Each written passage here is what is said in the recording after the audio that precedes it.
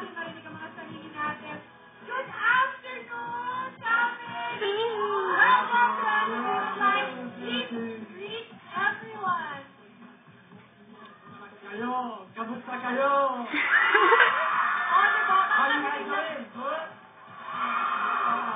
Kakarating lang kanina.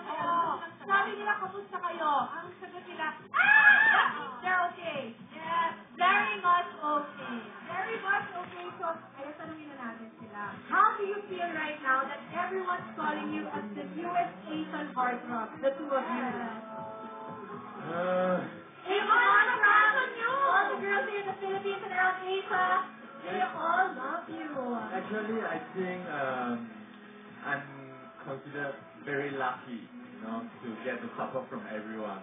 Of course, we are doing our best during our work, but it's all thanks to everyone for their encouragement and their support. Yeah. It's so good to see so many warm welcomes wherever we go. It's our first time to work in Philippines. I hope next time we will come over again. Maybe second time, third time. Yes! Okay.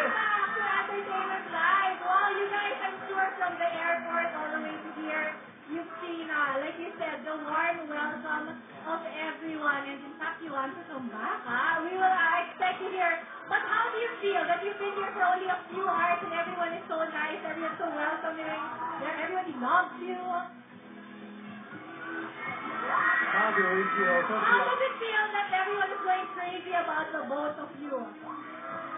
Actually, we are very happy. I remember since last year, I told my company that I really want to come to Philippines to promote drama.